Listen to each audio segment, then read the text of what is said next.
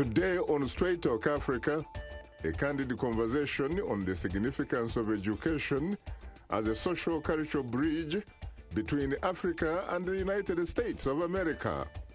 That discussion is coming up next right here on Straight Talk Africa.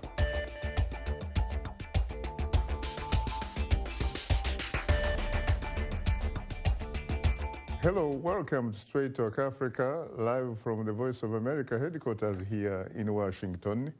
I am Shaka Sali, and today we are discussing the connections that education creates between the United States and Africa. Education is in high demand in both the United States and Africa. It is one of the Sustainable Development Goals set by the United Nations and supported by the international community. My colleague Zoe Leudaki has more on this story. Education transforms the way we relate to the world around us. It helps people acquire new skills and knowledge, and it becomes an engine that fuels social and economic mobility. Distance Education Africa is a non-profit organization based in the United States and Kenya that uses online training for students or professionals on the continent. It collaborates with the University of Virginia and provides scholarships to students in more than 39 countries across Africa. Since 2016, it has awarded 6,000 scholarships. Distant Education Africa focuses on business and management courses and certificates to further expand the career opportunities of its students. Another effort from a diaspora organization strives to create satellite campuses of historically Black colleges and universities in Africa. It is called HBCU Africa Homecoming Initiative. The chairman of the program explains its goals. The HBCU Africa Homecoming Initiative is actually one platform endorsed by the African Union to facilitate educational and economic opportunity exchange between HBCUs, African institutions, and the African Union. Morgan State University, a historically Black research university in Baltimore, Maryland, in the United States, is leading the way and is set to initiate degree programs in Ghana later this year. In addition to skill building and learning, education can also highlight a path of self-reflection and discovery. Traveling and getting to know another culture can dispel myths about Americans and Africans. Tennessee State University has its own heritage programs. I'm an African American, and I realized that because of the generation that I was raised in, I wasn't necessarily told the truth about my history. A lot of things that I found out since starting, unfortunately, the Office of International Affairs, I didn't even know. We were just not given the truth about who we were as a people. And the first time I traveled to the continent and engaged in one of the elders there, it was tear-jerking for me. I just teared up and started crying when the young lady grabbed my hand and said, "Welcome home, my daughter." It literally felt like something was going through my body. The same ground? Birthright Africa was established 10 years ago to connect African Americans with Africa and teach them about their heritage. I came to America as a young child, going on 11. I had had some exposure to the continent growing up as a young child, but had had westernized education. And initially, does it really matter? We don't really know that matters. But as I got older and came of age, I was working in the finance industry and learned about a group called Birthright Israel. And it made me stop in my tracks and say, why isn't this happening for people of African descent? Howard University in Washington, D.C. has a large population of Nigerian and Ghanaian students on campus. At HBCUs, we have a very rich concentration on Black history, Black culture across countries and across cultures. And they want to connect the content of their classroom instruction with the actual lived experience of people across the continent. Many American universities provide opportunities for students to take a year abroad, as it is called, to travel and learn in a different country. The underlying belief is that traveling provides a different type of education that opens one's mind to different possibilities while building cross-cultural tolerance and understanding. Zoe Liudaki, VOA News, Washington. Thanks, Zoe, for that report. Joining us here in Washington are three distinguished guests. Wala El-Sheikh, co-founder and CEO of Birthright Africa.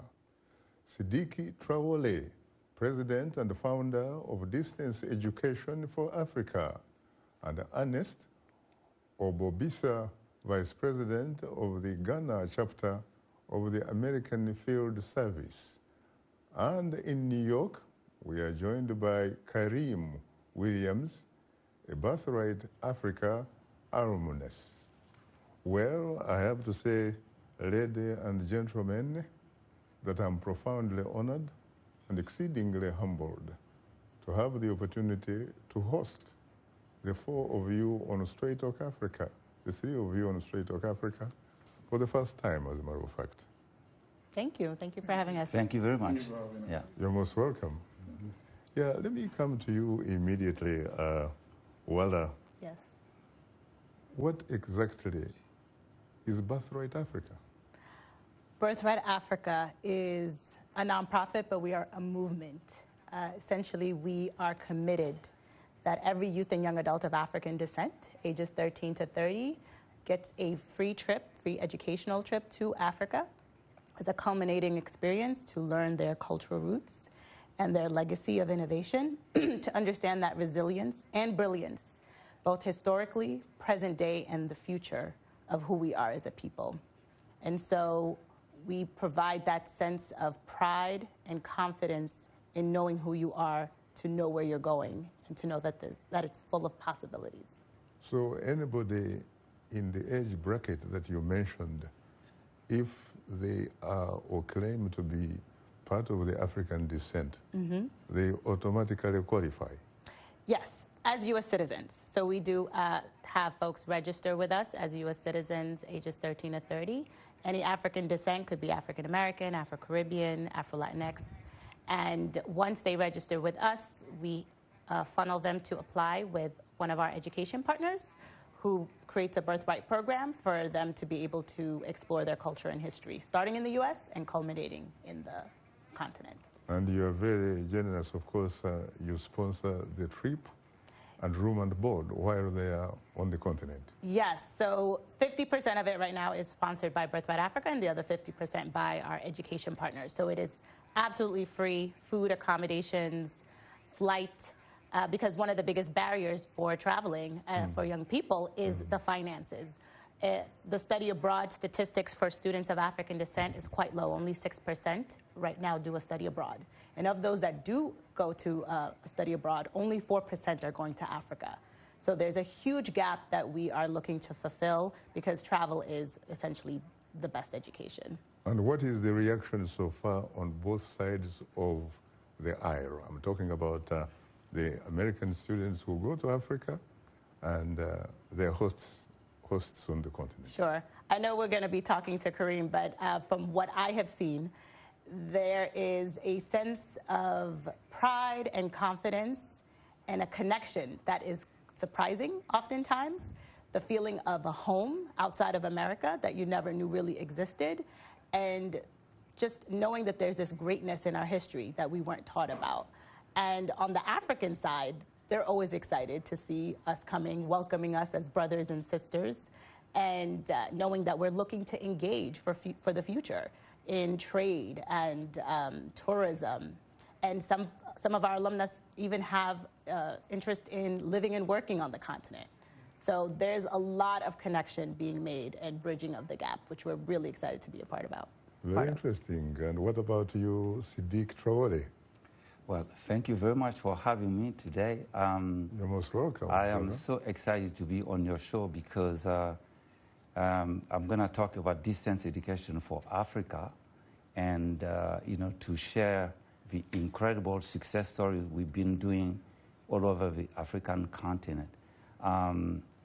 Distance education for Africa is an educational organization based in Nairobi, Kenya. Our mission, we have three major missions. One, to promote ICT in Africa. Two, to contribute significantly to the reducing of poverty. And three, to offer world-class training courses to students and professionals based in Africa, including marginalized area. Is it true that your headquarters are based on Koinange Street, downtown Nairobi? Yes, we were in Koinange Street, but we left there because they changed the office. Yeah, so we were based. Yeah, the headquarters is based in Nairobi. That means we used to be neighbors as an institution, because the Voice of America Bureau for East Africa used to be based on Koinange Street in the Chester House. Oh, yes, we were neighbors. Yeah, we moved. So, yes, we still are, because we are virtual, so it's not really, to have an office is not always the best option for people who are virtual. Now, when you talk about virtual, talk to me in a language that is accessible to an ordinary English-speaking member of the audience. What does virtual exactly mean? Well, virtual means, physically, what we do, we offer courses online. So people receive, courses in Africa, and the course comes from the U.S., from the University of it. That's really what, we do, like a virtual learning, online learning. That's what I'm going to talk about today, about what we've done in terms of online. I'm going to talk about the scholarship program, which I want to offer everyone in Africa. The Africa Scholarship Project is a collaboration between the University of Virginia, the Darden Business School, and DE Africa. So we offer courses to people who are based in Africa. The Africa Scholarship Project has two main objectives. The main objective is to associate the learners in Africa with an innovative educational initiative by bringing top-tier universities in Africa via modern technologies and platforms. Those are the main objectives, but we have specific objectives. The specific objectives are: one, to offer free online courses to a cohort of Africans, so they don't pay. Online courses. It's 100% online. How do you deal with the apparent digital divide? Well, the beginning was tough, I must say, but things are moving now in Africa. When we started distance education for Africa, the internet connection was really terrible in some countries. I remember we offer a computer science course from Laval University, and in University of Bangui, for instance, we have 10 students following the course on one computer. So it was terrible at that time. But since things have moved, the technology has moved, the platforms have moved. So the way we deal with the technology is we use tablets, we use computers, we use cell phone. So cell phone has come handy to solve the digital divide. So the specific objective to offer online courses, whoever wants to enroll, is open enrollment. They don't pay anything. Two, we want to expand access to education in Africa. Access to higher education is very difficult in Africa. It's very limited. So it's very limited. So how is the reaction so far? Well, the reaction so far, we started with only 117 students in 7 countries in Africa. Today, I'm proud to say that we have 48 countries. We have over 6,000 scholarships. And 6,000 scholarships in 48 countries. So but you are talking about the continent. 6,000 scholarships really is... Well, it's a start. It's a start, because the problem, people don't know about our program.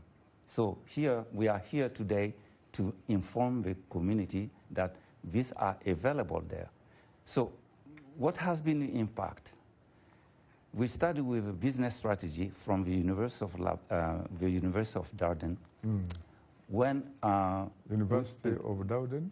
The Darden Business School. Where is that? It's at the University of Virginia. I see. Yeah, so first of all, I want to thank the University of Virginia for offering all these scholarships to students in Africa. When we started 4 years ago, we selected only few people in 7 countries. And the way we selected it, we wanted to create a network of African leaders, African students who would be trained to become African leaders and create jobs and reduce poverty. That was one of our objectives. So we carefully selected students. We have 3 types of target population. One, we selected poor undergrad underprivileged students. Poor? Well, from universities, because university students are poor, they don't have money. But so when you say poor and underprivileged students in Africa, what exactly do you mean? I mean students who don't have money, to really start a business. So they are in school, but they don't have money to start, or when they finish, they don't have money. So we wanted to select students who are underprivileged, and in Africa, in universities, they don't have any business background. They have no business background. So that was the first target population. The second target population was business people who want to make a difference into their community. I see. By helping them to unleash their potential business by creating jobs, and also help their community to see what their purpose in life is. And the third target was we have CEOs and entrepreneurs in our courses. So to answer your question, what was the result? When we offer the courses after 1 year, students told us our courses have provided them with essential business courses that are market relevant, enhancing their problem-solving skills, job readiness, and employability. Furthermore, students told us that they have started applying what they have learned from the business school, and they saw immediate response. I see. One good example is we offer design thinking. Design thinking, as you know, is a problem-solving course. It's a human-centric problem.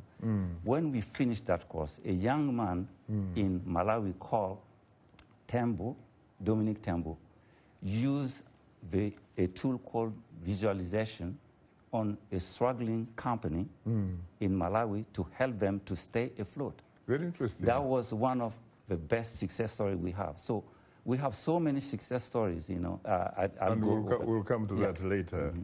I know that, Ernest, you are almost itching also to come on board. You have landed. You are on the radar. So, I'm here to talk more about my experience here in America, and also has been a volunteer for organization that does more of like intercultural exchange program. Yes. And back home in Ghana, I am the volunteer. I'm part of the volunteer that we help students that come from diaspora and also other countries, AFS countries, to Ghana. Talk to us about AFS, which happens to be American Field Service. So yeah, AFS Intercultural Exchange, it was an AFS when the First World War started. So the AFS was standing as like a Red Cross. Then they find out that they would like to kind of like make an exchange program so that other countries will understand other countries' culture, to bring peace. If I understand your culture and you also understand my culture, there's not going to be any war. So that was where AFS started. That was when the program started. But I'm not in a position to talk much because I'm a volunteer, and I would like to share my experience with them. Were you a beneficiary of AFC? Yeah, AFS Intercultural Exchange has kind of like helped me to travel the world, to know more about other countries' cultures, to understand how people, other countries' cultures are through intercultural learning. And it has helped my career as a freelance photographer back home, traveling to other countries, telling stories with my lens in other countries. And also kind of like build me how to kind of like live with other participants that come on the program to Ghana for me to share my culture with them, also learn from them as well. That is very interesting because the way I understood the American field service type of opportunities when I was in primary school in Uganda in the 1960s is that they would identify students who are in the second year of secondary school, which you would call 10th grade. And they would virtually provide the scholarship, but the family would also make some contribution. So yeah. And I remember the first member of Kavali, the neighborhood where I grew up, Kavali town, the first member I remember who benefited from that program was a man called Bir Matama. He was an incredible goalkeeper at a school called Sinia, which was one of my alma maters. Shigezi College Butoveri. He unfortunately has since died. May his soul rest in eternal peace. And he had a brother called Kaka Matama, who is a Kavali businessman and used to be a mayor for Kavali for many, many years, and someone that I would call a family friend. And the reason I admired Bir was the manner in which, when he came back, was able to speak American English. He basically reminded me of some of the cinemas, movies that I watched, looking at cowboys like John Wayne, Clint Eastwood, you know, that type of person. And I felt like I wanted to be like Bir Matama, so that I could speak American English. There was another guy by the name Jeffrey Sabit Kabushenga, who was also from the same school. And he has a son who currently happens to be the chief executive officer of New Vision Media Corporation, a state parastatal corporation in Uganda, which owns televisions, stations, radios, and newspapers, you know, that kind of stuff. And then there was another young man, was called Kanahe Vilyabaho, son of Shungura, who was a neighbor and also a sub-county chief. And I remember those three specific individuals, and I said, God, how could I possibly be like these guys? And when I finally came to the United States many, many years later, in a different context and for different reasons, I remember walking downtown New York in Manhattan.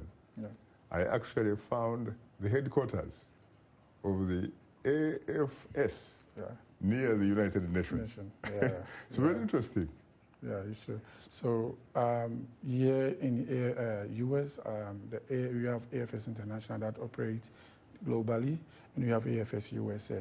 So every country, all the 53 countries that AFS operates, have office there. So in Africa, we have 4 AFS countries: Ghana, Kenya, Egypt, South Africa, and Tunisia.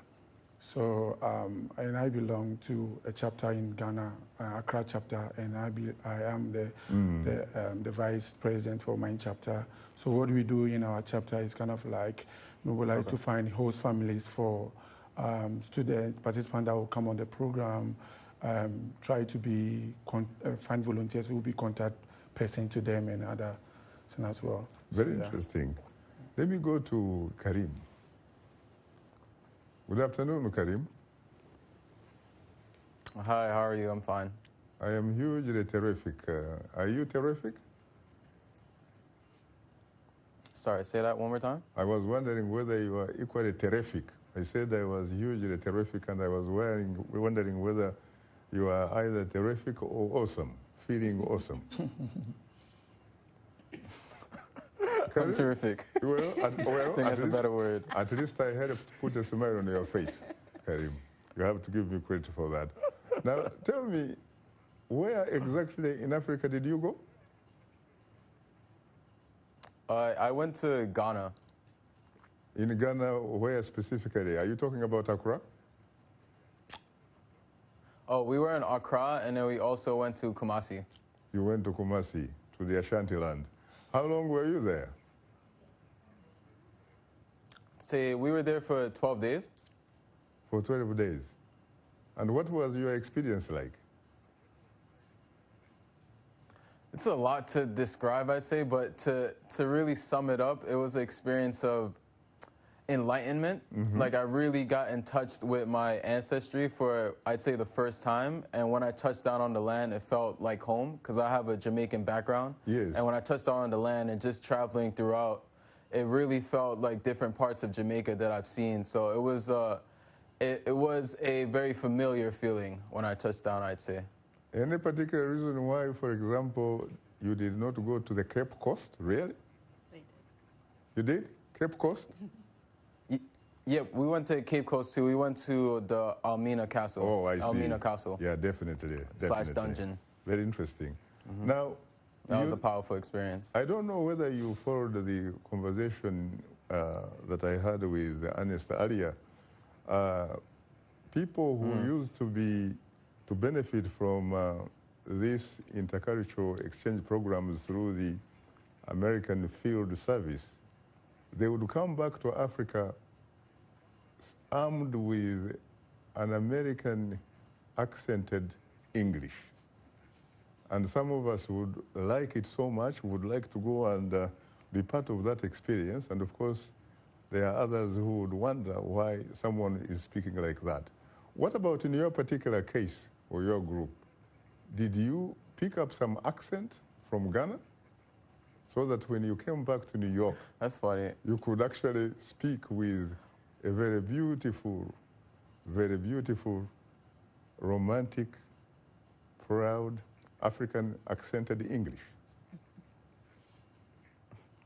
That's funny. I'd say for maybe the first few weeks after I came back, I still had some sort of accent. But when I was in Ghana, I definitely caught the accent. But when I came back, that's when I really started to readjust back into the American accent. But when I was there, I felt more connected because I come from a Jamaican, like I said, I come from a Jamaican background, and that's my first tongue. So being in Ghana really was similar to that patois tongue. So that gave me a chance to express myself in that way. Very interesting. What about the music? Oh, the music? So yes. The music was cool. I already liked Afrobeat in general, but when I was there, I noticed there was a large amount of reggae and dancehall music being played, so that felt homely. Did you feel like perhaps you should have had more time to be there? I definitely wish I had more time to be there. It was a great experience, especially just the community aspect of it. I felt at home. I felt like I was embraced. I didn't feel a lot of resistance, and that's something that I really cherish, just being in a space where I can feel safe to be myself. What are some of the challenges that you think you went through that you would love to share with us? Some of the challenges I went through when I was there? Yes, please.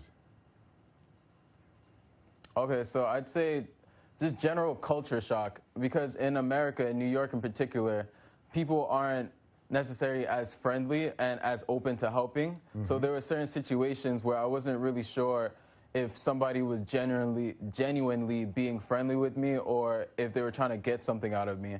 And I realized that was just me coming from my own American standpoint, and that wasn't necessarily their intention out there. So being able to have to identify situations like that and be able to distinguish between the two, that was one of the challenges I had to face.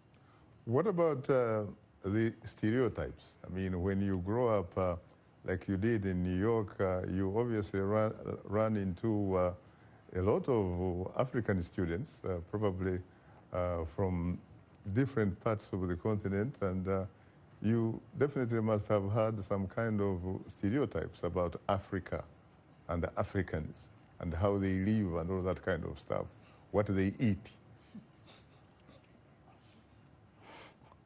Well, growing up in New York, in the high school I went to, which is Benjamin Banneker Academy, I had a really great history teacher.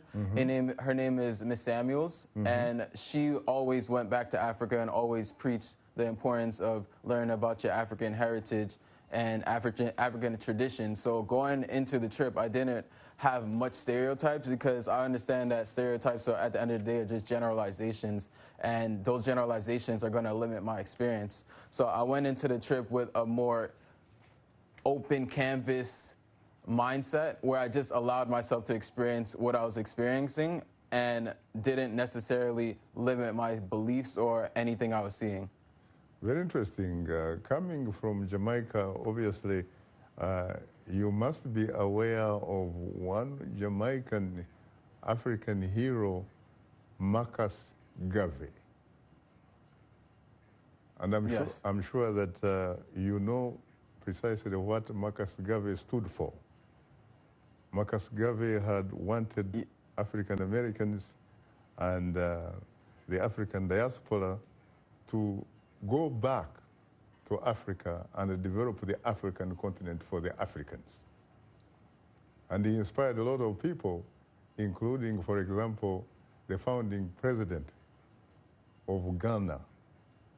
The founding president of Ghana, Theosajefo, Dr. Kwame Nkrumah, pretty much studied really Marcus Garvey's ideology to the extent that together with other things that he learned, was able to help him to help the Gold Coast regain political independence from British colonialism. Did you see some aspects of that on the ground, especially in Accra? Sorry, I didn't hear the last thing you said. I'm talking about the impact of Marcus Garvey, for example, on Ghana through its founding president. Oh, did I see the impact? Dr. Kwame Nkrumah. Did you see some aspects of that in Ghana? The Ghana national team, for example. Oh, definitely. Yeah, is called the Black Stars. Yeah, definitely. What's interesting about that you bring that up, I was actually talking to my friend yesterday about that. We had a conversation a few years ago in his car. We were talking about the issue of African Americans in America being discriminated and one of the solutions. And I suggested going back to Marcus Garvey that one of the solutions really would be just to go back to Africa and start building a civilization, or not a civilization, building on the society that's out there. So just to see that come full circle and see that actually happening right now is a very, very, very powerful thing. And I can see that on the continent because especially through the Year of Return whole campaign, you see a lot of African Americans, African descent, people across the diaspora going back to the continent and really embracing their roots, learning about their past, and figuring out how they can implement the knowledge that they gained today into the future. So I saw that through the different tour guides that I interacted with, the different stories that I learned about, especially when I was at the slave bath. One of the tour guide that I was interacting with, that my group was interacting with, he was pretty much talking about the importance of coming back and building land on African soil so that we can change the tide and be the ones that are more in control of our destiny and more in control of the new narrative that's being created. Very interesting. Unfortunately, time happens not to be our best ally. You are tuned into Straight Talk Africa. We'll have more of our discussion in a moment. So please, don't go away because we'll be right back with you.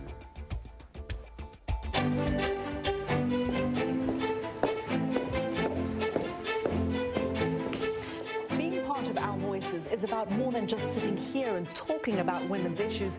It's about listening to them and bringing their opinions Africans to the table and making sure their voices are heard.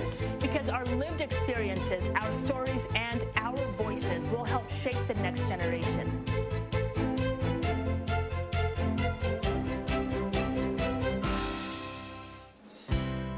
Health, wellness, sport, beauty, medical breakthroughs.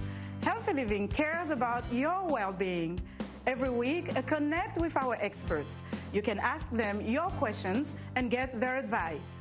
Join me, Lina Humudu, in Washington on Healthy Living, your new health program, right here on Voice of America. Straight Talk Africa streams live every Wednesday on Facebook. You can watch our show there and leave a comment. Now let's look at what's on tap for next week's program. On the next Straight Talk Africa, the United States, Britain, and Norway are praising South Sudan for forming a unity government. President Salva Kiir agreed to revert to the original 10 states, plus 3 administrative areas, and opposition leader Riek Machar has been sworn in again as the first vice president. Will the new government manage to end years of conflict that has killed thousands of people and displaced millions? South Sudan in transition on the next Straight Talk Africa. And today we are discussing education for creating bridges between Africa and the United States of America.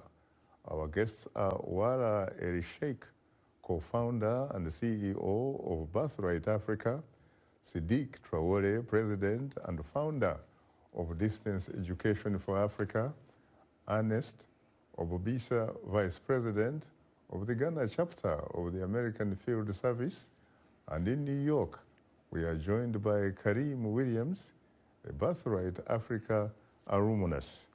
I have to say, lady and gentlemen, that I'm profoundly honored and exceedingly humbled to have the opportunity to host the 4 of you for the first time on Straight Talk Africa. Thanks. Thank you. Thank you. No, you're most welcome. Well, Yes. talk to us about what you have learned out of this project so far. What I have learned is that that intuition that happens for many of us growing up outside of the continent to want to explore our self-identity and understand where we are, who we are and where we come from is something that all of us share. And so it's been a privilege for me to be part of this movement. And we're really excited about bringing everyone to this work and to have more future global leaders and entrepreneurs like Karim, who has expressed to me and many others that they will be connecting continuously into the future to build on what they've learned and to ensure that they are part of the Africa future. And so we are proud that we will be creating the next generation of global leaders and entrepreneurs that are proud of their African heritage, confident in their innovations, and truly connected. I mean, Wala, you definitely deserve credit for what you are doing. Thank you. But what really triggered it? Talk to me from the deepest, better part of the bottom of your Sudanese heart and soul. Because a lot of Africans, when they come to America, Yes. they first of all deal with what I would characterize as bread and butter issues. They deal with what is considered here in domestic politics to deal with kitchen table issues. Right. What made you venture into that very important area, really? Well, it's funny enough you say that. I came here as a young child at the age of 10, and for me, it was that immigrant hustle mentality as a continental African from Sudan. And you were a child of a diplomat. Yes, I was a child of diplomats, so I had a sense of the world and access to it. But when you come to America, you find out you are this other thing called black.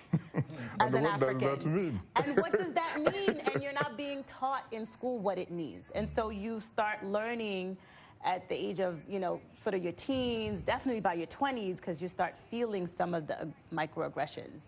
And so I was going through that challenge and realizing I don't know my history.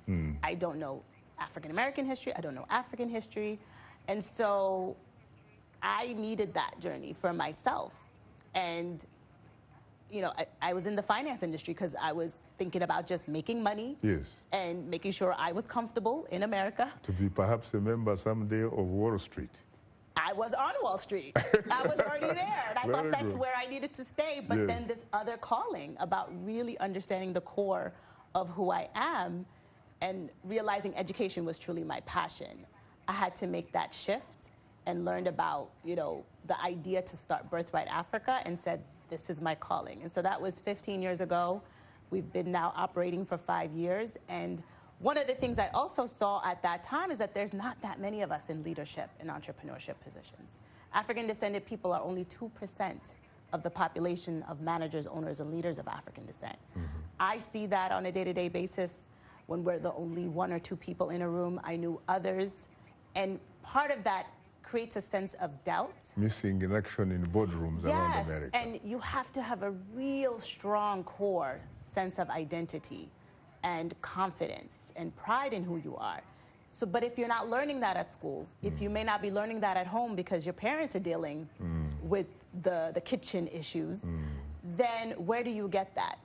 The education system, the nonprofit world can provide a source of connection, and that's what we're doing at Birthright Africa. And so we're committed to increasing that number, that percentage of global leaders and entrepreneurs with this exposure to both the history but also the innovative future, so that our young people are forever connected to it and become these leaders and entrepreneurs. Very interesting. What about you, Siddiq? Well, how did I start, distance education for Africa?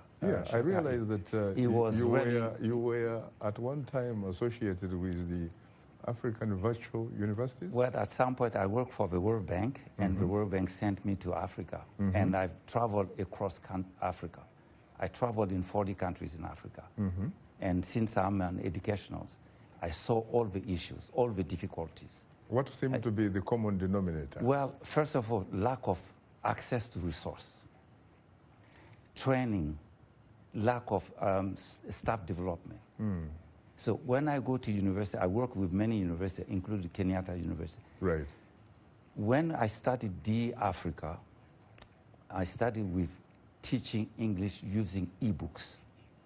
I went to 10 countries in Africa, telling them, listen, we want to bring innovation in teaching and learning in Africa. Let's use e-books to teach English. From Mali, Senegal to Guinea, to all the way to Nairobi, Kenya, no university at that time was teaching using e-books, none.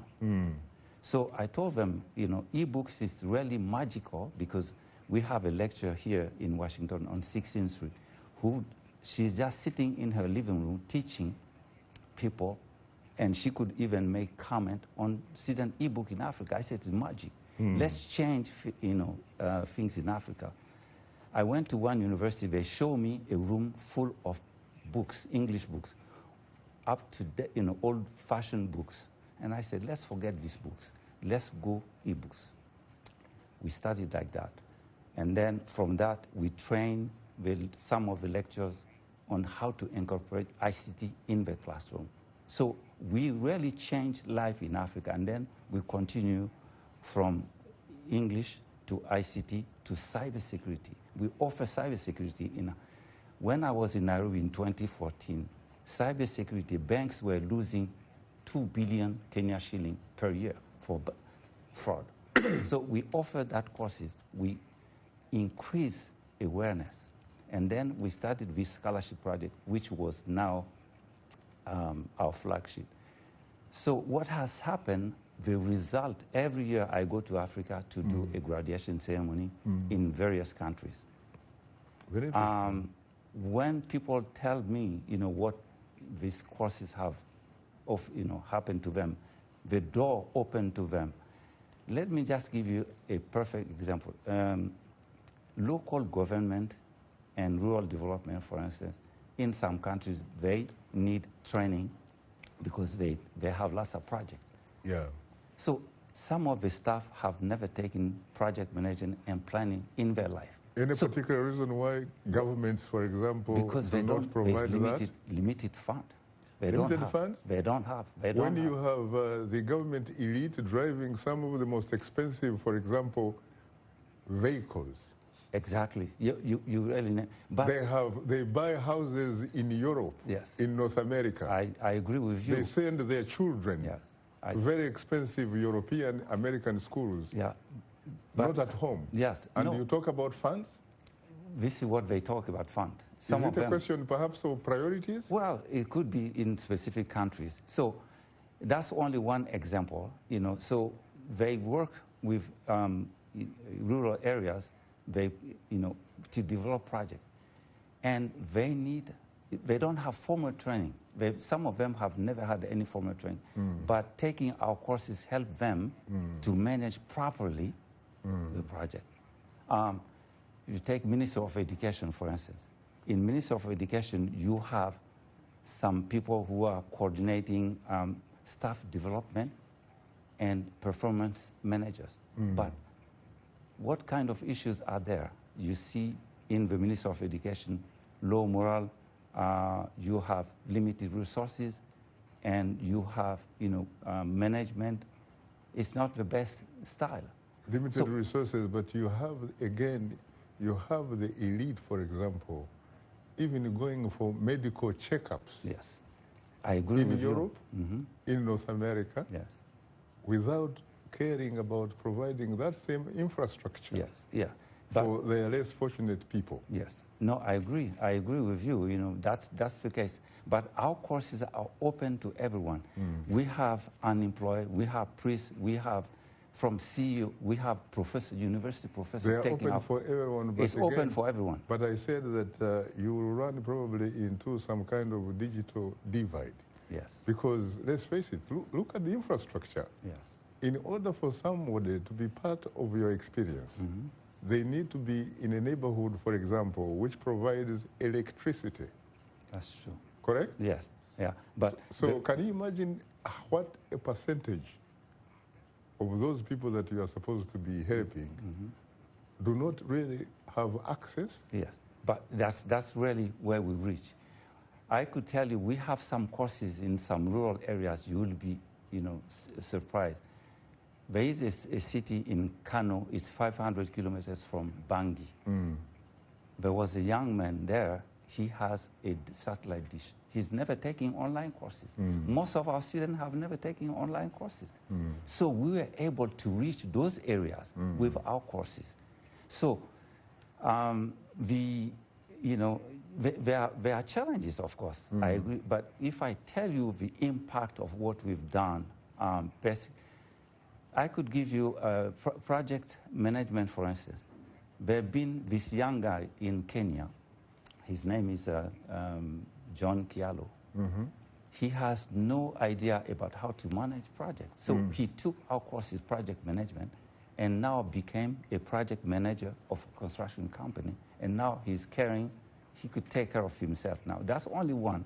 But we have individuals taking our courses, but ministries and, you know, taking also our course, as well as the Minister of Local Government, I was just mentioned, Minister of Education taking our courses. We have, in some countries, all ministries taking our courses. So it's been, we are bringing education to people who, you know, otherwise will not have access to those courses. What would you say is the single most important decision that you have made so far? The most decision I have made so far is, Shaka, not to give up, to persevere, to continue, to push, to think about people in Africa who need education. And when I was in Dakar, I do the graduation ceremony every year. I go to different countries. Last year in Dakar, they gave me this big painting of the baobab tree in Africa. Yes, they indeed. called me, Siddiqui, you are the baobab of Africa in education. I was named one of the top 100 most influential people online in Africa. Tell us about that. Well, what we have, they have selected people who have made a difference in online, in workplaces. And who is behind that selection? The eLearning Africa is a big company, big organization, send selection. Based where? Yes. Where is it based? They are based in Germany, but they are in Africa every year. Okay. eLearning Africa conducted that, and then I was selected among 100 most influential. Yes. So it was just a big honor for me to be able to have made a difference in the education in people's life. What would you say is the single most courageous decision that you have also made? Well, the single most courageous decision is not to fear. When I started promoting DE Africa, I left Senegal to go to Guinea-Bissau. From Guinea-Bissau, I crossed the border to come to Guinea. When I reached a town one day, I had meeting planned because of, I wanted to travel in all these countries. I reached to a city, a small town in Guinea-Bissau at the border. I missed the transport, the bus. I have to wait for the next day. But they told me, well, you could take a motorbike to cross the border because those people, borders are porous, so you could. And they told me it's difficult because there are rivers. Yes. And I said, okay, I'm ready to go because I came to help Africa. So I just said, okay, let's go. And they put my suitcase on this motorcycle. We reached a river. The river has crocodiles. And I said to myself, should I get on this canoe to cross? What about if the canoe flips? But Shaka, with my determination to help Africa with education, nothing could have stopped me to go. Congratulations. I went and I crossed. So, I think that was one of the most courageous, things. And on that journey, when I reached Guinea, from Guinea to Dakar, I took another car. And I faced the first challenge, another challenge there, because crossing another bridge, and I have to help them to turn. There was just a small board, and then there is a chain you have to turn so that it moves, the bridge moves. So those two experiences were the most challenging thing in bringing education to Africa. Definitely required courage. Yeah. What about finally, what you would consider to be the single most regrettable decision so far? With distance education for Africa? Yeah. I don't really think I have that much regret, because for me, every single day, when people tell me, Siddiqui, you have opened my life, you have given me job skills, yes, it keeps me going. It keeps me going. So I have given my life to this education, to this organization, and I think God has helped me to push it and to get this scholarship which we are giving to people in Africa. Your decisions have really, in some way, shape, or form, helped to put some smile on some people's faces.